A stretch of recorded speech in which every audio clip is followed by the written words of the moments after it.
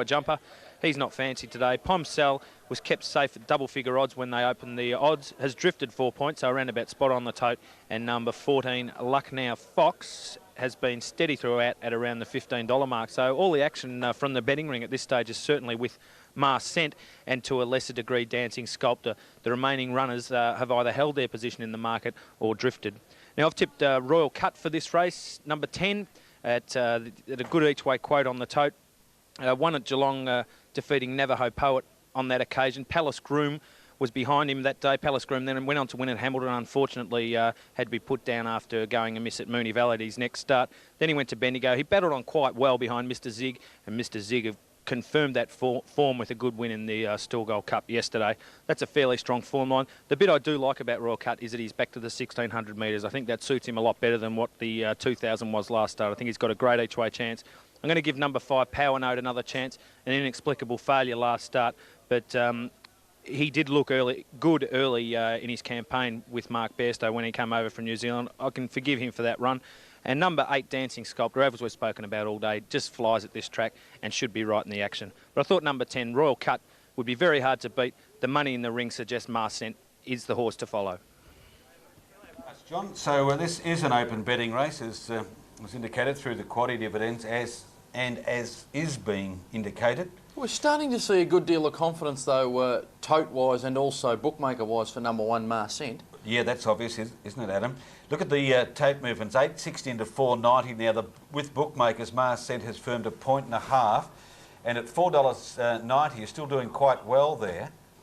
Invictane has eased a couple of points. Bonbeau, number 4, has been steady. Power Note, number 5, has been quite a drifter, as has Marlborough. Dancing Sculptor, out a point, back in a point. So it's firm, number 8, Dancing Sculptor.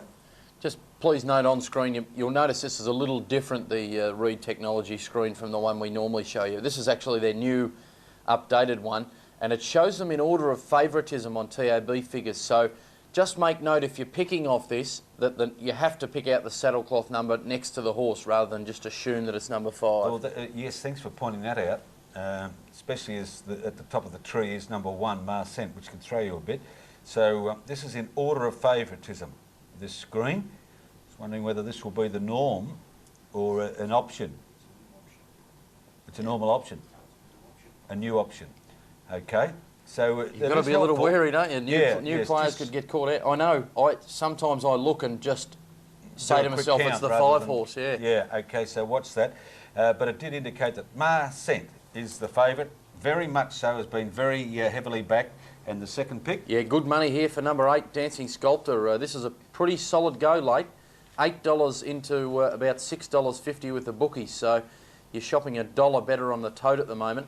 Royal Cut has eased out. Again, half a point, it's $7 on track. Power Note's $8. We're back to tote order now, so it is a good option for us to be able to give you a glimpse of the order of favouritism. Now we're back to race book and tab number order.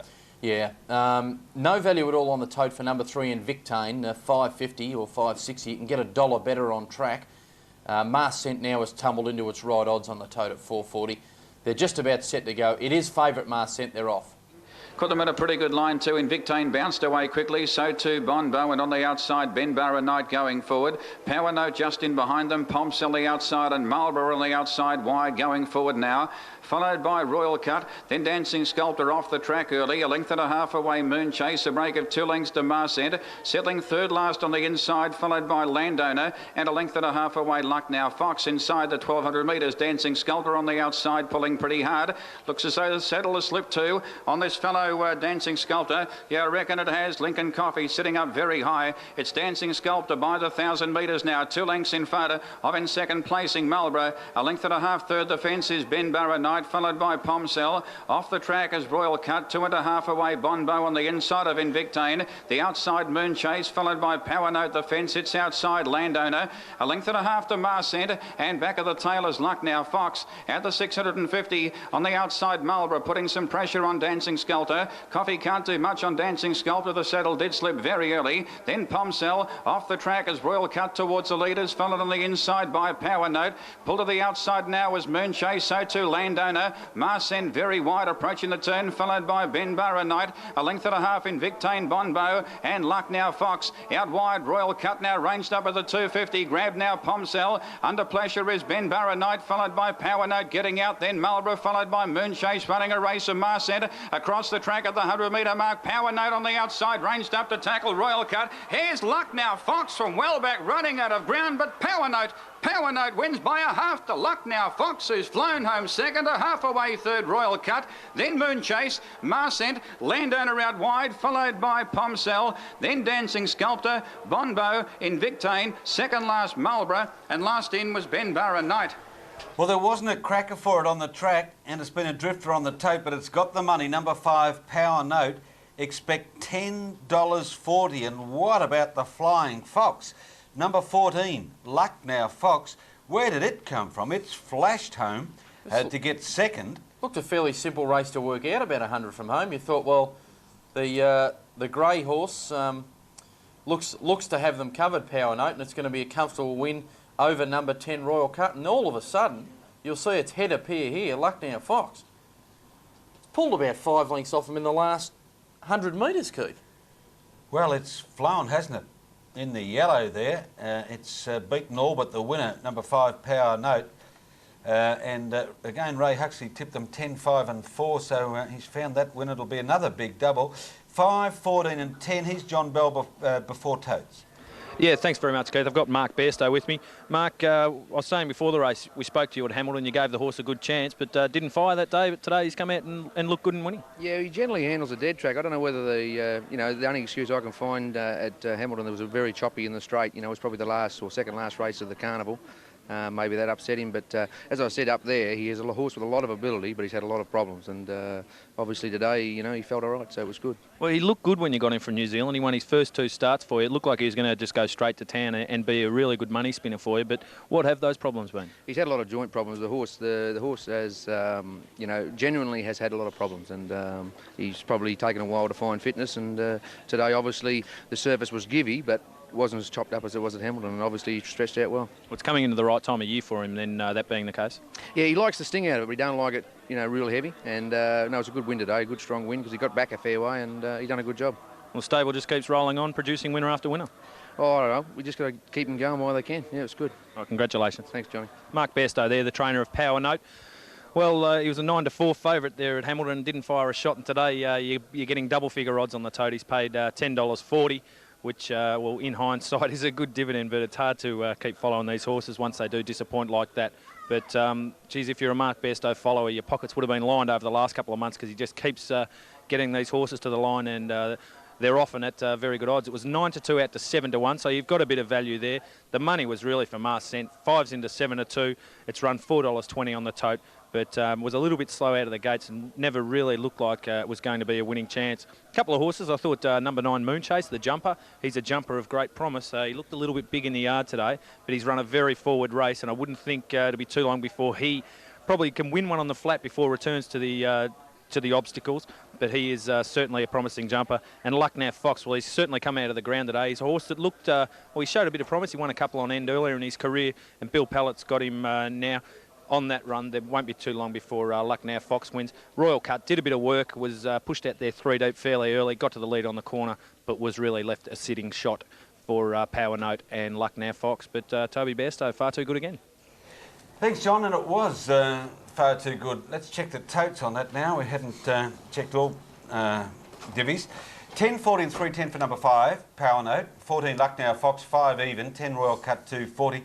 Quinella, 107.60. The Exacta, 149.70. The Trizzy, $1,430.30. Daily Double, 7 and 5, $71.40. Now the running double, 7 and 5 has paid $30.30.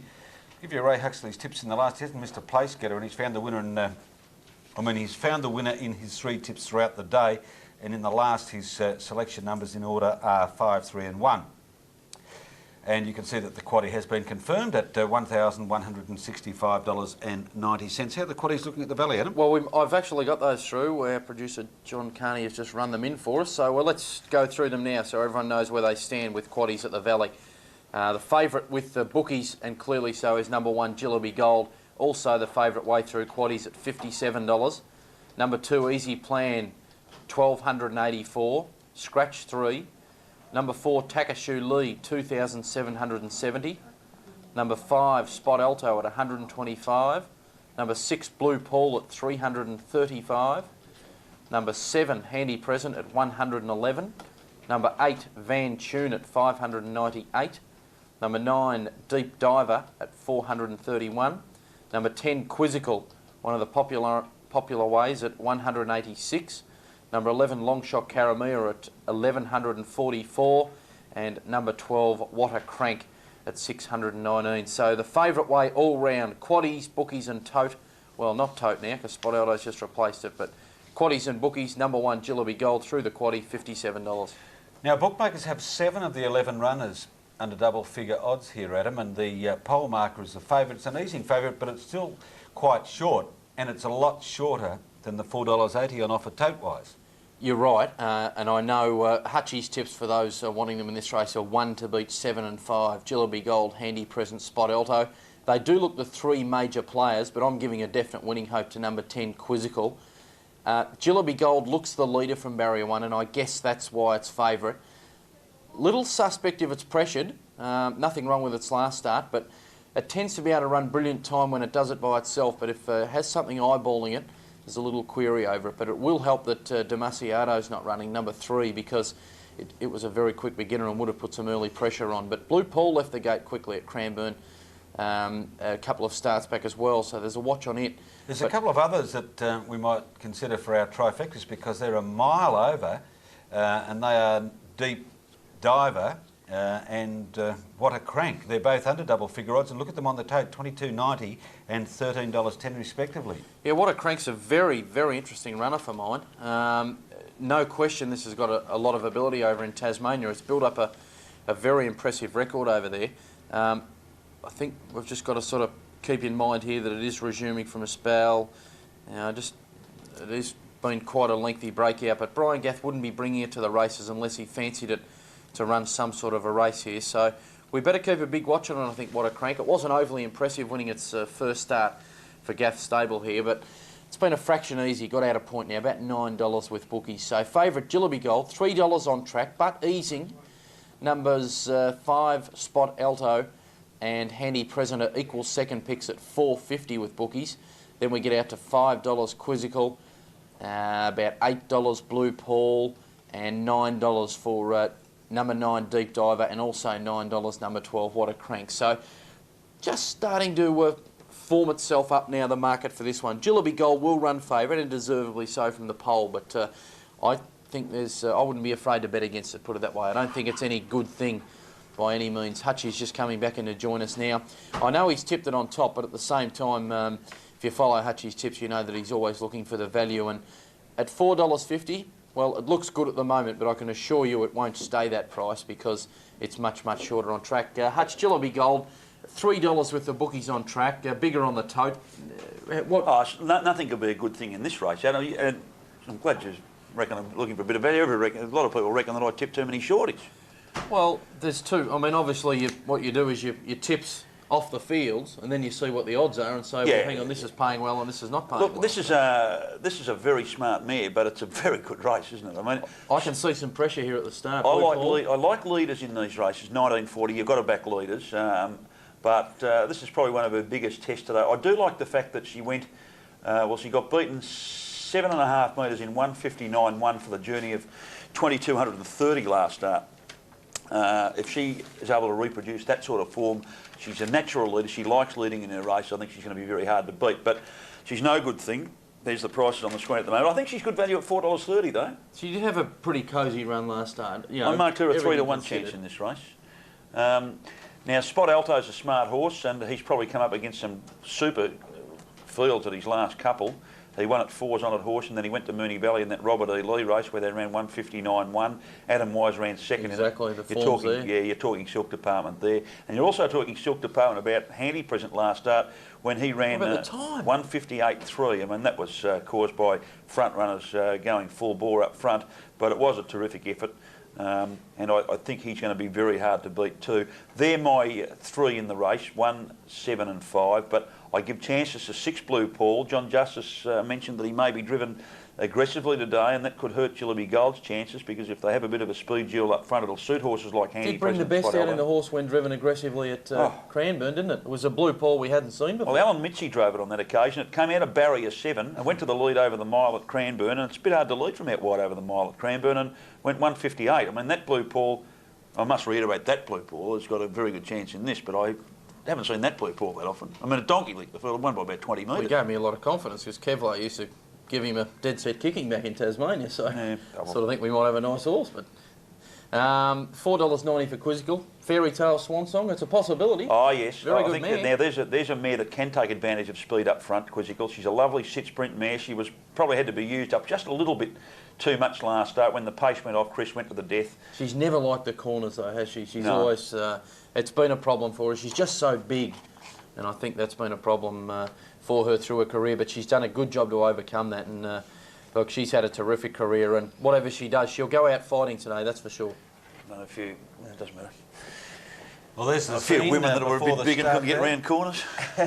And from the poll, Jillaby Gold still holding up at good value. That's a lot better than bookmakers here at the Valley are offering, Adam. Yeah, it has been easy. It opened just ridiculous odds. It was about $2.50 with the bookies, and it's got out to around about $3.20 at the moment. But you can see there, 5.20 Spot Eldo is about $4.50 with the bookies, so it's a little touch of value there. What a Handy crank's present. got some ability, Adam. Hasn't it Former ever? Tasmanian, hasn't raced since August last year, so it's been off the scene for about 8 months. But I think it was a calculated move though, because the horse came over here prohibitive odds and didn't probably win like he should No. have. So I think Brian Gath just said, well, okay, we'll put him out, give him a good break and start from scratch Van again. Tune's having its first run since coming from Western Australia, and they tell me it trialled okay in fairly slow time at Ballarat. So there's more than just the couple of horses that we meant as the major chances in the race. I think Including numbers, Bill, 9 Deep Diver and 12 What a Crank, who are,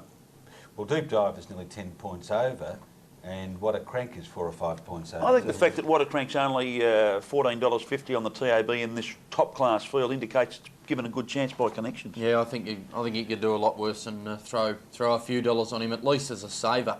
Spot Eldo's been very solid. He's the one that has just edged ahead of Handy President Quizzical to be the second pick. Jillaby Gold's still a strong favourite, but well, look, the 390's good odds compared to bookies, but you heard it from Hutchie. I'd follow his assessment. He rates it a 3-to-1 chance, which in TAB terms is exactly $4. So you're getting about right, but I just get the feeling it's going to trim in a bit, Jillaby Gold. So I'm going to just swing around it as far as a tip goes.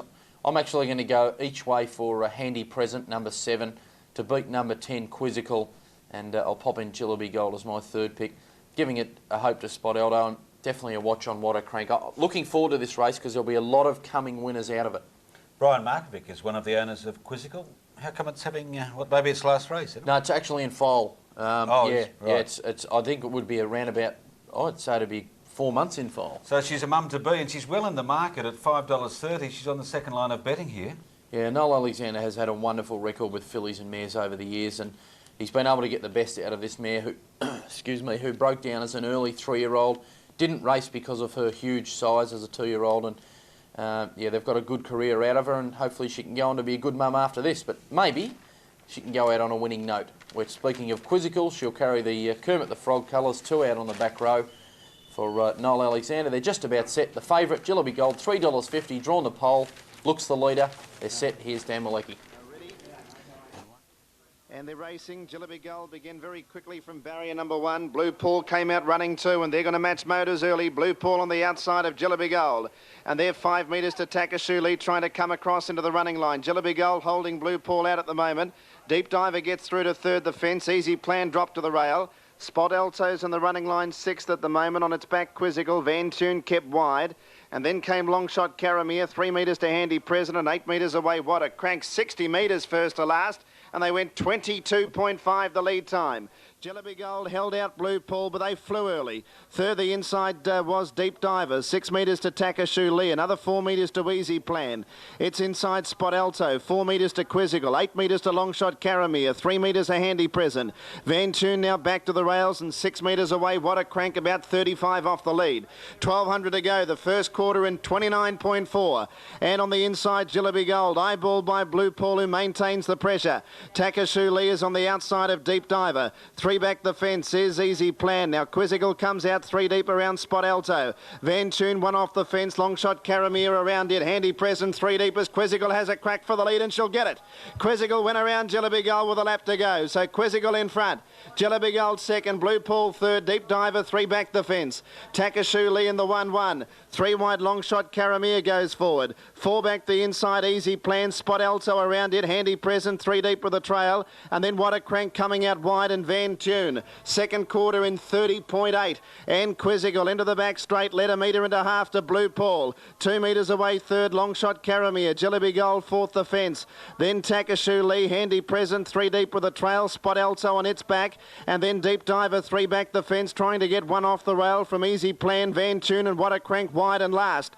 The mare Quizzical in front off the back in 29.7. She led 2 metres to Blue Paul under the whip. Jellyby Gold the leaders back. Then Long Shot Caramere. Handy Present 4 deep. And then Spot Alto, Takashu Lee and Deep Diver held up. Quizzical rolled away into the straight. Got 4 metres to Jellyby Gold. Handy Present wide out runs on, but Quizzical's kicked. She's 4 or 5 metres in front of Handy Present. Then Deep Diver. Quizzical well out in front. Deep Diver, Handy Present for the minors, but Quizzical will win. Quizzical first, or Handy Present second, a nose to Deep Diver, I think. And Spot Alto not all that far away fourth. Then Van Tune, Jellyby Gold, Takashu Lee, Easy Plan, Long Shot Caramere, and then What a Crank and Blue Paul. Last quarter 30 seconds and they've rated 158.1.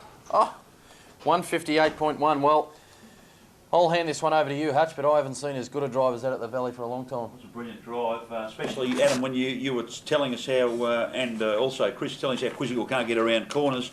This is the finish, so it doesn't matter. I thought we might have been coming to the 1100 metre mark when Chris actually won the race, but she booted away in the home straight and really put space between herself and her rivals. And what a terrific mare she's been, Quizzical. She really hasn't hit the heights through problems that she may have. She's going to stud possibly after this race. There might be a race. Perhaps Noel and Chris might be inclined to keep her going now. It's a strange computer image there with her forelegs, her front legs. Yeah. Now, very close for second, but I think Dan's got it pretty right. I think Handy Present's got up and run second, just in front of Deep Diver, who's going to be much improved by the run. Spot Alto, not a lot of luck out wide, got home strongly at the finish. Yeah, just Gavin Lang elected to stay in when Chris Alford came around, then found himself shuffled back out. So expect $5.80 for the winner. Here's the winning move here. There's Chris Alford out around the field. He gets around Gavin on Spot Alto, and aren't these guys bringing out the best in each other? Yeah. Gavin's got 3 and Chrissy's got 2. Yeah, terrific. It's great driving and a great effort that by Chris. It had been softened up, Jellyby Gold. They went suicide pace, really. That's the reason for the 158.5. 158.1 mile rate, and that lead time is as fast as they go up Moonee Valley, and they didn't even slow down after that. I think they broke 30 for their first quarter, didn't they? Yeah, well, the first quarter was 29.4. Yeah. Second quarter 30.8, 29.7 and home in 30. And what a great way, if it is her last start or regardless, she's now produced a career best time here today. So 158.1. She should go on and have a terrific career as a broodmare. I just keep repeating these interviews. I'm going to have to go out and speak to Chris again. Yeah, well, see if Jane Davies or someone's here, because I know Jane's done a lot of work with this horse. Yeah, somebody will be there, but Brian Markovic could be pretty happy, but he's got other engagements, obviously. So yes, he's calling down, of course, at Mornington today. The quad is through, incidentally. It has paid $186 neat for 112.210, so that was a popular way. And I think did we complete all the divvies there, Adam? I'll just run through the multiples. 21.90 the Quinella, exacta 29.90, trifecta 303.10. Daily double on 12 and 10 netted you $45.30. The running double was a popular one. It was on 2 and 10. Kid Me Not, of course, winning the first leg of the running double there. Into Quizzical returns $6.60. That's a pretty thin dividend, actually. And the quaddie, 1, 12, 2 and 10. Keith's given it to you already. $186 even. 2 winners for Chrissy Elford, 3 winners for Gavin Lang, and boy, oh boy, there'd only be about 1 win between them, I think, in this Moonee Valley Premiership, and they are streeting their rivals. Are they ever? OK, 1 race to go at Mornington, 2 to go at the Valley. We'll look at those after this short break.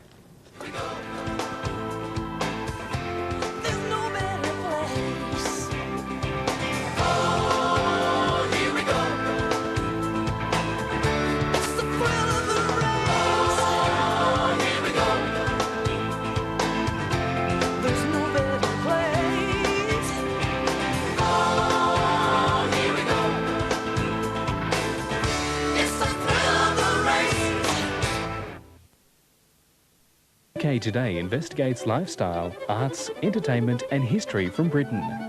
This is Bristol, southwest England, a city port that grew rich from maritime trade. A weekly British postcard featuring specific issues of modern British life.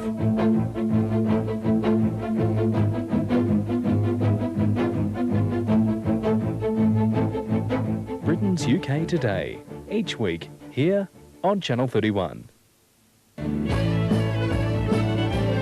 Vivace, Melbourne's only fine music program, can be seen Tuesdays at 8:30. So my second one, I wanted to focus on a neglected composer. Performers from all over Melbourne showcase their work in a variety of styles. Interviews and performances from some of Australia's best up-and-coming artists. The jazz band, The Swing Thing. Fine music on Vivace, each Tuesday at 8:30 here on Channel 31. High on Country Line Dancing brings the art of line dancing to your lounge room. Country line dancing hit Australia nearly 10 years ago, and since then has become one of the most popular recreational activities. We are going to step to the left, we are going to step behind right, we are going to step to the left. Competitions, interviews and tips make High on Country Line Dancing exciting viewing for anyone interested in line dancing. High on Country Line Dancing, Sundays fortnightly at 7, here on Channel 31. To Where Is Human is your fortnightly look into Melbourne's skate scene.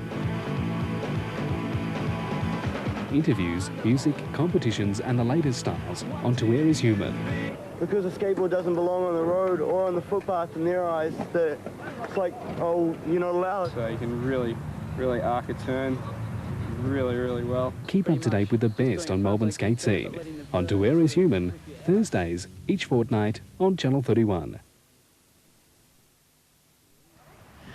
I've got Owen Roma with me. Owen, part of the syndicate, the Woodside syndicate. That's right, Bill. The race Quizzical, and you've confirmed that was her last run. Yes, she'll be heading out to the breeding paddock now. She's in foal about 3 months to what's next. Gee, that foal will be real. It's bred to be a superstar, isn't it? Yep, terrific family with Springer Bank, Steel Blade was another one. She had first 3 foals out of the mare have all won and gone under 2 minutes.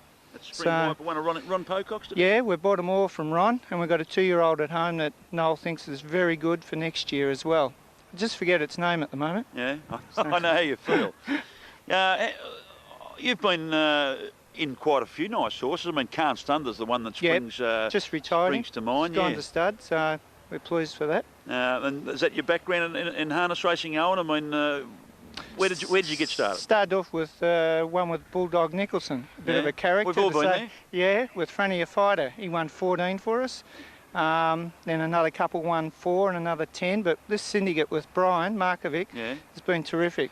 And Quizzical, I mean, she had problems. Tell us exactly what her problem was. When she was a late 2-year-old, she's a very big horse, very big. In fact, a lot of people thought she was a galloper. And she did a tendon. She won 1 start as a late 2-year-old, early 3-year-old. Then she had 12, 14 months off. Then, to Noel's credit and Jane Davies, they've brought her back terrific. She hasn't had a spell now for about 14 months. I think she's been in work. I think in that time she's won another 10 races. Terrific. It's just been an outstanding training effort by them. So very appreciative. And Chris is driving too. It's been fantastic. It was a very happy family group. I saw over behind me there. And I'm sure Brian Markovic at... where is he today? I think he's at Mornington. Mornington, yeah, he'll be really barracking and watching it when he gets home with delight. So it was terrific. He loves his horses, Brian, doesn't he? It was a great way for the syndicate to finish. Our first starter here a few years ago was Grizzly Adams. He won his first start here for the syndicate, and she's gone out on a winning note. So it's been fantastic. Great advertisement for Syndicate Racing. We had Yep. Terry Henderson on earlier, who was telling us all about getting groups together. And I think that's the ideal thing to do with harness racing. Get a few of you together, form a syndicate, go to the top trainers and drivers, and I won't say you can't do anything wrong, because you can always end up with a dud, but you can also end up with a nice horse and have a lot of pleasure in harness racing, can't you, Owen? It's been fantastic, and the times that she's won and the people go back for a drink, it's just what racing's about. It's fantastic. Really. Righto, Owen. Congratulations. Thanks, Bill. Good to see you in the winner's circle, and let's hope we see you again sometime. So do I, Bill. Thank you. Ta. Thank you. Thanks, Hutchie, and congratulations to all concerned there with that mare, Quizzical, having her last run today, especially... Definitely is her last run too. I mean, I know we just got that then, but Chrissy Alford went past and said, oh, look, he was lamenting in a little way. He said, look, she's had a great career, but what would she have been if she knew how to get round corners? Right. She's had a lot of problems with injuries, and anyway, they got a stack of wins under their belt and a lot of happy memories, but I guess, you know, Chrissy, having been associated with a lot of good horses, knows that she had the motor to be an out-and-out superstar if she was perhaps a little bit smaller. Right, and Brian Markovic, who was calling all the races at Mornington today for us and for Sport 927, he's been a lucky owner, Mr. Bean, hasn't he? Blue Eagle, yes. No one will ever forget the Derby's hours as they hit the line a few years back when he won. He's battled injuries as well, but he's had a terrific run with horses, no doubt about that, Brian. And we'll excuse him if he's a little husky in the final stages of the next at Mornington, because I know he would have got a huge thrill out of that one. Well, he's only got one race to cover there, but there are two more left here at Moonee Valley Harness, so we've got three races for you to bet on. Let's have a look at the tote board at Mornington. 7 minutes, as you can see, to the start there. I've been waiting for this one, because we got a tip earlier on, didn't we, for Rancho Red? I think it was about 2 hours ago now, but I'm still waiting. Oh, you've got a good memory. Elephant-like memory, Adam. I'll be on it.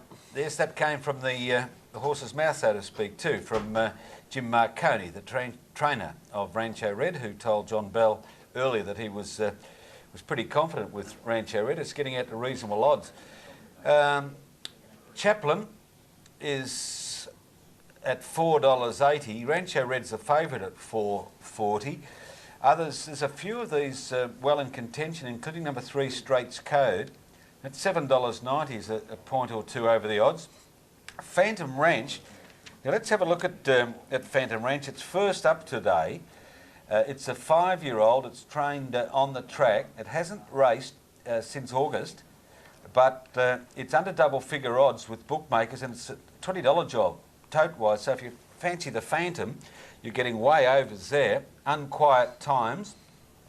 Bookmakers are a little more generous than Super Tab at this moment. 7 Concern. You're shopping well at $9.50. 8 That Night, it's spot on. And the bottom 3, well, they're all under 15 to 1, so you can gauge there that number 9, Dugar's Lady, represents the best value of that trio.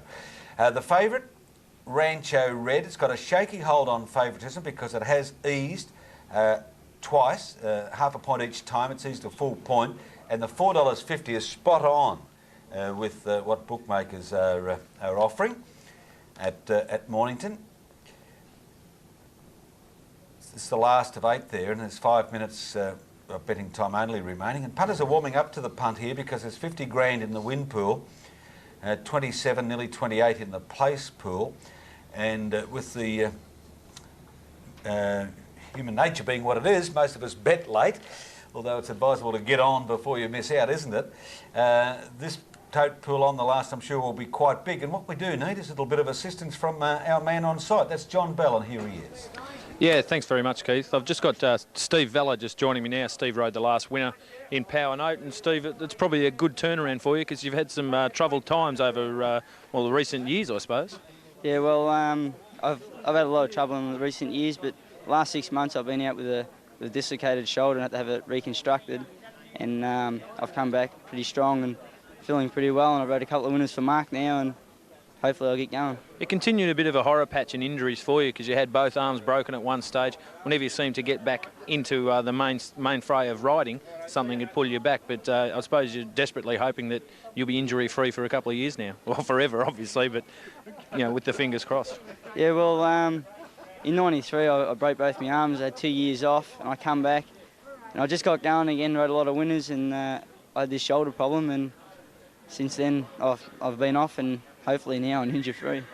Well, it was probably a bad time for you. It was the time when you were coming out of your apprenticeship, but I suppose it's good that blokes like Mark Bester, who you were doing a lot of riding for, have stuck with you through that. Yeah, well, when I came out of my time, I rode a lot of winners, and I just got really going. And this happened, and I've got a few good trainers that have stuck with me, and Danny O'Brien and Mark Bairstow especially gives me a lot of winners. Yeah, it's been good. All right, well, best of luck. It's great to see you back riding winners. Hope your luck continues. Thank you. Thanks. Steve Vella there, one of Victoria's talented jockeys who has gone through a troubled patch with injury, but it's good to see him back punching them home. Now, we'll have a look at this race here. There has been a fair few market moves, and we have, as Keith has explained, we do have an easing favourite in Rancho Red. We spoke to Jim Marconi earlier in the day. He was very, very keen on this horse's prospects. I have spoken to him since, and he said as long as the jockey just sits there, he said he should be able to get the cash. Well, he's got out to a pretty realistic quote with the bookmakers. You're a little bit light on the tote, only about 30 cents, but plenty of action outside him. Chaplin, who won his second start last outing before a spell, was very impressive. It was a wet track on that occasion, but there is a bit of speed in this race, and I think it'll suit a horse like him who can power home. I expect him to run very well. He is under the odds on the tote. You're getting about 1.5 points under what the bookmakers are offering. Now, the move has come for number 3, Straits Code, and you're getting good value on the tote here. They bet around $7. That's been trimmed up by 1.5 points in the last 5 minutes of betting. So at 6 to 1 on the tote, you're shopping very well there.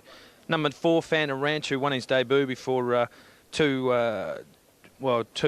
very well-beaten performances, resumes today. He's been very easy in the market, but does represent 10 points of value on the tote. Rancho Red again has drifted another quarter point, so starting to get to a pretty tight quote on the tote compared to what the bookmakers are doing here. Number 6, Unquiet Times, got to the double-figure quote, has firmed in 2 points late, so a bit of support there. Concern has drifted 2 points, but you're getting about a point of value there. That Night is certainly the interesting runner here. Tony Rossellini told us that he bought the horse after seeing the tape of it win at Wagga. It's been kept very safe. On the tote, you're about spot on. Jugar's Lady and Our Summertime are both at 3 times the each way quote. I Go Wild opened at that quote, has drifted 2 points. But I'm going to tip Rancho Red. No reason not to here. Looks perfectly placed. It came out of ran 8th of 18 at Sandown. Out of that race since has come loafer, so it's fairly strong form for a Class 2. The danger, Chaplin, because I can see that there's going to be a bit of speed here through the likes of I Go Wild. Thought Chaplin might be able to get over the top of them, and the query horse, number 8, That Night. It's only a few horses to move in here, so we have Rancho Red as an easing favourite at this stage. Thanks, Johnny. Yeah, $4.30 it is on $4.40 now on tote figures. It's a little bit better than that, isn't it? Oh, there it is for Straits Time, Adam. It's come in 1.5 points late. So at 6.70 or 6.60, if you fancy Straits Code, you're doing very well there compared with bookmakers. Unquiet Times, number 6, is also firmed in 2 points on track, $11 to $9. Oh, it's in again. It's a good little late move, isn't it, for the 6 horse here? It's into $8 now on track. So, look, keep a very close watch on it. I still think that Rancho Red is going to be the horse to beat. We'll see it in the Italian colours of red, white and green, colours that were carried to an earlier success. They're the Jim Marconi colours, of course. And as Adam reminded us, Jim was pretty confident, really, when he tipped it to John earlier, that he thought that's a Rancho Red there being coaxed to move in. It does so now. It's in the second outside stall, so we await only for Straits Code, who has been very well backed, number 3, to complete the line. Yeah, number 1, Chaplin, who opened a clear second favourite to Rancho Red, is really unwanted. It's got out to, a point and a half. $3.80 on the tote. You can get $6 on track here for Chaplin, so that's awful odds on the tote at the moment for the toppy. That's Chaplin was a straggler. That's him moving in now. Coming in now. Another move here for number 6, Unquiet Times, $8 on track. They're off now. Time began quite well with Phantom Ranch and also I Go Wild showing plenty of speed to lead. As they settle near the 1,000 metres, I Go Wild the outside almost a half in front of Unquiet Times. Into third placing 2 lengths to Rancho Red, followed by Straits Code on the outside of Phantom Ranch. A break of 2.5 to Chaplin, a little bit further back than midfield on its inside as Our Summertime That Night. Well back on the inside Concern, and Jugar's Lady is last. Towards the 650, Unquiet Times went to the lead now by a length and a quarter to I Go Go Wild. Into third place in the outside, Rancho Red. Then Straits Code 4 out. A length away, Chaplin taking closer order, followed by Phantom Ranch. Then Our Summertime. That night well back with Dugar's Lady the outside. And Concern is 2 lengths away last around the turn. Here the runs are coming now at the 450. Unquiet Times just in front of I Go Wild. Rancho Red now pulls out 3, 4 wide, 5 wide as Straits Code. Then Chaplin needing a run, about to get out now from Our Summertime. And then Phantom Ranch in the straight by the 150. I Go Wild quickly got to Unquiet Times. Chaplin balked for a run. Rancho Red on the outside comes with the pair. Rancho Red grabbed the lead 100 metres out. Chaplin getting out now, rattling home, but Rancho Red too good. Tony Simpson getting plenty out of Rancho Red, and Rancho Red wins by a length and a quarter. Chaplin third, maybe I Go Wild. Close up Unquiet Times on the inside, then Phantom Ranch, followed by Our Summertime. A gap to That Night, followed by Concern, Straits Code, and Dugar's Lady is run last. Well, that was a reward for perseverance there by the rider Tony Simpson, because Rancho Red did it the tough way. That's him 4 out from the fence in the Italian colours that we mentioned, the red, white and green. And he just keeps whacking away, labouring almost. It was a staying performance over 1,200 metres, wasn't it? He was fitter than most of his rivals. Most of those backed at him were first up today, including Chaplin, who has run second. And good on you, Jim Marconi. You've steered us into that one. Yes, naturally we'll be sending him a small percentage at him, because he tipped us that quite strongly early. He said he's not always right, but he was right on this occasion. And in the end, this horse, who was sort of struggling, I suppose, but still whacking away at the 400 metre mark, has won by almost 2 lengths. 4 hours ago he tipped it to us. Thank you. It's still written on my form guide here. Make sure to have something on the 5 in the last. So. Okay, now I Go Wild has got third, so Brian Markovic, today's lucky owner, has called them in order, of course, 5, 1, 11. We expect that from Brian. And Rancho Red will pay $4.70 and $2 even. So let me see, it's been a little bit better tote-wise, but a winner's a winner, isn't it? And it was still value. There was another Ray Huxley winning selection there, so Ray's had a field day with his tips. And he, of course, has tipped yet another running double. He hasn't missed one for the day, and this one's paid $44.20 for a brace of 5s. Yeah, there's the Quinella. Tries he have a stab, 2,500? Something yeah, like about that. A little more maybe. $7.70 for the Quinella. The exact $20.90. We're awaiting that trifecta for 5, 1 and 11. Chaplin finished up running tote favourite, so there it is, 264.10. It's about right, yeah. 264.10. It's a good. That's a good divvy. And that was the last at Mornington on a day where the tipsters have excelled, and none more than Ray. And we don't often bring Ray's tips to Channel 31. We did bring them today, and he's had a real day out. And look at the rib showing on this horse Rancho Red. It was your call that Fitness got it home, and when you have a look at it there, it's one of those ones, if you saw it in the mounting yard, you'd have to go and throw something on it. Okay, well you obviously have, Adam, in the glowing terms of which you're speaking. And Adam made the note that Jim Marconi declared, or strongly tipped Rancho Red 4 hours ago. John Bell, did you remember that? Yeah, I did, but it didn't do me much good. I think we've learnt one thing today, Keith. Make sure you don't bring Hucker's tips in again, because I've tipped the last. Don't forget to mention me.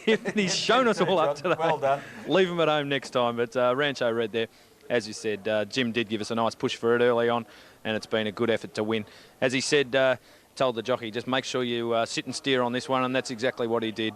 But that wraps up a successful day at Mornington. Jim Marconi training a double. Of course, Mark Bairstow back to his best, with Power Note winning the previous race. Now, Rancho Red was 5-2 out to 15-4, so quite a drifter there. Chaplin, 7-2 out to 5-1. And third, who did we have for third? Was it Straits? I Go Wild, yeah. 12s out to 15s, but just found the pressure a little bit too much. But I think if you have a look at the replay, although you can take nothing away from Rancho Red, I think it's pretty clear that Chaplin probably should have beaten him. He got held up there for a few strides. And just going back earlier in the day, one I spotted on the replays, if I could just shuffle through my book to race 4, Miontic got on the heels, was a little bit slow to begin, got on the heels of the runners at about the 600 metre mark, cost himself a couple of lengths and lost his momentum and his action. And it took him a long time to get out wide, and once he did, he finished on well. I thought he or she should have won that race too. So there's probably 2 to follow out of the day. Miontic in race 4 and Chaplin in the final race today. I've enjoyed bringing you the coverage as usual. Next Wednesday we're off to Sandown. Until then, I wish you well. Thanks, John, and a special thanks too for all the betting assistance you've given us today. Those interviews were profit-making, especially that one earlier with Jim Marconi putting us into the last. John has tipped well today. We should have a rule every Mornington meeting. Jim Marconi has to be on. Yes. Well, he wins. He knows all the local horses, and he wins at least one every meeting, doesn't he? I think we've probably got the rule that here at the Valley we Lang and Alford. Oh, well, they've won 5 between them, 5 of the 7 between them, and Chrissy's on the odds-on favourite here. So that'll be, what, 3 each? Yeah, 3 apiece. If he wins, and will he? Look, I think he will. Just worried me, well, $2.40, there you go. It is up in class slightly on what it's been racing, Ivory Sunset, but, oh, look, if you saw it last start, you'd have to be on it today. Standing start, it's off 10 metres, but, oh, look, deserves to be a short price favourite. About flip of the coin odds would be my suggestion. There's one in this that does not have a flattering name, does it? Number 8, Thunder Thighs. No, but it's well in run all right. contention. Definitely goes okay. The thighs don't get in the way, mate. I'm telling you. Don't they? Oh, not at all.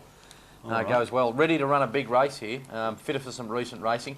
It's actually running in a feature race at the Valley on Saturday night. So the formula was there earlier on. Have to Do's running Saturday night and came out and won. So maybe the thumping Thunder Thighs can do it here. But Ivory Sunset, a couple of interested punters on hand there, looking on. Good to see someone's got the Herald Sun there. Only way to go, champ. Ivory Sunset, $2.60 on the tote. You've set up that shot there. Oh, I told him to hold it up higher, but he was sort of holding it flat. Yeah. All right. Couldn't see the logo. How have you gone on the day? I'm about race 8, number 6. About square. Fair enough. Getting a little chilly here, as you can see by that shot there of some of the spectators. $4.30 Thunder Thighs is a clear second favourite. About square, well, it's in contention. Have a look at it. $17 on the tote. It's only about $5 with the bookies, this one, Keith. And is it? It is, yeah. The Sharon Lang runner, if you missed that earlier on, Sharon's given hubby Chris a flick, and she's taken over training Majestic Glory. Reckon she can do a better job, obviously. $14.80 on the tote. It's only about $6, so the bookies obviously respect Sharon's first starter as a trainer. Experienced person with the horses, Sharon. Good luck to her. Where are we? Yep. $2 even this is. Flip of the coin odds with the bookies on track. So I'd say evens is about right, but Hutchie does markets on all these races, so he'll know whether that's a fair price. Well, I think it's fair to say too that it's not obviously not Christmas here today, and bookmakers are not being generous. In fact, they're betting to almost 170% at the moment. That is the opening market. They'll bring it down a bit from there. I'll tell you what, you can see them warming up here. I spotted one at Cobram last start. I actually made the trip to Cobram. There's the favourite on screen, Ivory Sunset with Chris Elford warming this mare up. No doubt she's got plenty of ability, and she is starting to put it all together. She's won her past 3 on end and is a strong favourite to do it again today. But yeah, Hawthorn colours, any significance? Well, it's not a loser, put it that way. It's won its past 3, unlike the Hawks. What have they lost? 11 on end or something. They're the Noopy Kiosk colours. People will probably say, gee, I know I've seen them before. Well, Noopy carries them everywhere, and we'll carry them to Sydney to represent Victoria in a couple of weeks. Now, back to Cobram. I've got to get this one out. It's number 4 full time. I liked its run there. First up from a good spell for trainer Russell Thompson. I've got a bit of time for this trotter. It was very impressive winning its first start in Australia. I think it was at Yarra Glen from memory. Only had a few starts after that, and I must say was disappointing. But I liked the first up run, and I am going to have something on it. I think $10 is good odds. It'd be I'd pop it in as third pick. I'd go 3, 8 and 4, but because of the value, I'll definitely be having something on the 4. One we must monitor that you pointed out here, Adam, is number 6 About Square, because it's currently showing $14.90 on the tote. It is pressing for second favouritism in the ring. It's on straight each way odds, so you're getting 11 points overs at the $14.90 or $15. Had a What do good, you know about it? Well, look, it had a good break. Came back and did the job well to win at Cranbourne. There's no doubt it's got plenty of ability, and that's probably why they're keeping it safe. The other consideration here is that this is a very, very big jumping class from the field that it beat there. We've got the Caldo family walking past us here, obviously finished their obligations for the day. John, wife Marie, and a couple of the Billy Lids as well. Yeah, Bout Square. Look, I'd give it I don't think it's got any more than a rough each way chance. There's a Caldo team there. Hutchie doesn't miss an opportunity to speak to a pretty lady, does he? Even with John there, I'd be closer if I was. So that's John Caldo and wife Marie. Wife Marie. Well, they're not fussy about the company they keep. And some bearded ugly bloke next to them. But anyway, that'll get back. Doesn't matter. He served it up to me earlier on.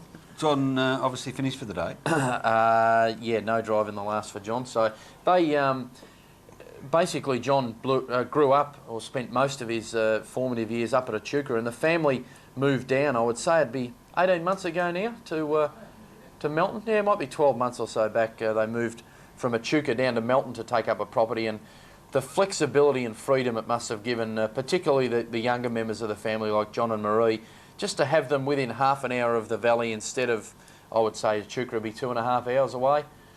Yeah, a couple of hours. It just must free up their life so much more. And I know John said that, you know, that just the advantage and the pressure that it takes off some of that travelling. I mean, you know, it's got to help you out. John Caldo seems to have been around forever. He's such a young fellow. And Chris Alford's in the same mould. If it was not for Channel 31 showing us so much of Chris, you would find it hard to believe that he's such a young fellow. Anyway, back to the punt here, Adam. Ivory Sunset, an open flip of the coin. It's still a little bit shorter than the $2.40 that's being on offer. Now, Thunder Thighs is still firm. Still firm. No pun intended. And About Square is just being respected so much. Well, at $12.70, it's a mile over. I want Bill Hutchison to tell us why About Square is so short with the bookies on track.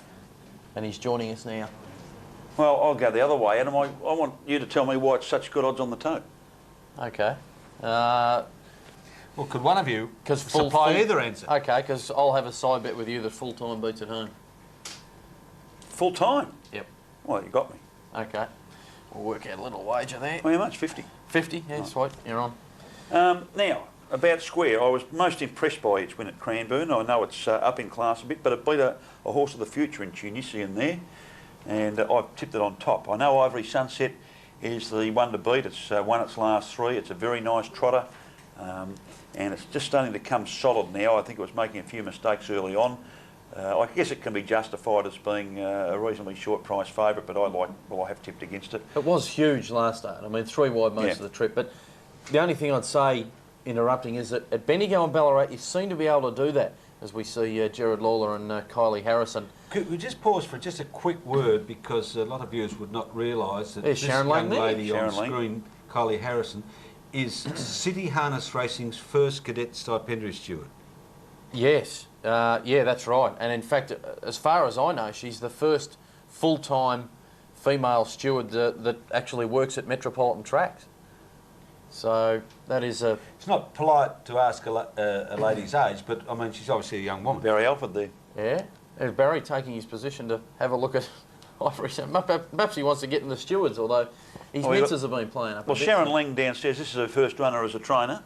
Yeah. Majestic Glory, she's obviously just been granted her trainer. She's down the bottom of the stairs.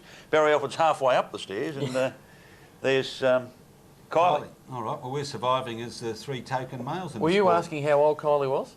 Yes. 29?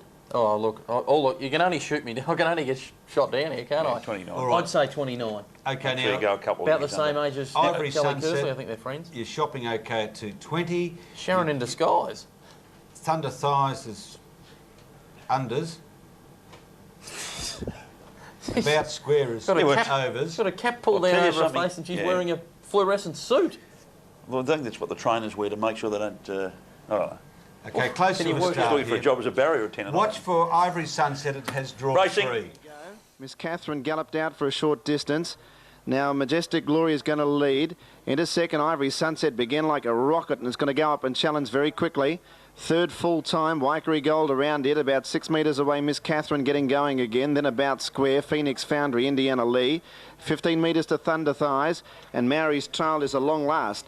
It's the favourite Ivory Sunset trotting away and has already opened up about a 10-metre break on Majestic Glory. Full-time third with Waikerie Gold now going around it, so it's getting into third spot now, Waikerie Gold. Full-time fourth, Miss Catherine the Rails fifth.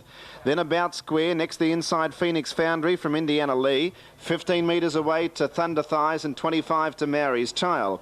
2 laps to go, Ivory Sunset's in front. Waikerie Gold trots up on the outside of it with 2 laps to go. On the rails, third, Majestic Glory. Full time is 1 out, 1 back, and Miss Catherine is 3 back the fence. Then about square, who is 3 back on the outside. Next, the fence, Phoenix Foundry from Indiana Lee. About 12 metres to Thunder Thighs and 25 away, Mary's Child. 64.6 the lead time, and the leader is Ivory Sunset. About 3 metres to Waikerie Gold, who dropped to the rails to trail the leader now, and full time is left in the breeze. 3 back the fence is Majestic Glory. Around it about square, 4 back the inside, Miss Catherine, then Indiana Lee the outside. And last is Phoenix Foundry just coming away from the rails. 6 metres to Thunder Thighs and 35 metres to Mary's Child. About 1,200 left to go. The favourite Ivory Sunset is the leader, and it's 3 metres in front. Running second, Waikerie Gold on the fence, full time around it. Majestic Glory's gallop there. It was 3 back the fence and broke up and is losing ground. About square dropped to the rails to be 3 back the inside from Indiana Lee. 5 metres to Miss Catherine and Phoenix Foundry. And then Thunder Thighs as Majestic Glory broke up and went back to a long second last. And Mary's Child at the rear. 1 lap left to go, and Ivory Sunset 2 metres to full time. Third the fence, Waikerie Gold. Indiana Lee comes out 3 deep in front of Thunder Thighs. Then about square, 3 back the fence. Phoenix Foundry pushes through in the centre. Miss Catherine last of the main group, and the other 2 can't figure in the finish. Majestic Glory and Mary's Child. Second quarter, 32-2. And Ivory Sunset into the back is the leader. 3 metres to full time. Waikerie Gold, the leader's back. Out there 3 deep is Indiana Lee. And then came Phoenix Foundry in the centre of about square the fence, and Thunder Thighs out wide. And then Miss Catherine about 10 metres off the lead. 500 to go. Ivory Sunset held together. 2 metres in front. Full time second. Indiana Lee 3 wide running on. Then Waikerie Gold. Thunder Thighs very wide. Miss Catherine, Phoenix Foundry and about square, but it's Ivory Sunset off the back. Third quarter 29-7. Favourite Ivory Sunset 2 metres to Indiana Lee. Waikerie Gold full time. Very wide Thunder Thighs as they turn for home. Ivory Sunset led 1.5 metres to Indiana Lee, who's chasing determinedly on the outside. It's Ivory Sunset joined by Indiana Lee, who's now hit the front. Waikerie Gold gets out about square, runs on Indiana Lee in front. Waikerie Gold claiming it, flying about square. Waikerie Gold hit the front and it'll win. Waikerie Gold's won at about squares, got through to grab second from Indiana Lee. Ivory Sunset compounded over the last 100, then full-time Thunder Thighs, Miss Catherine,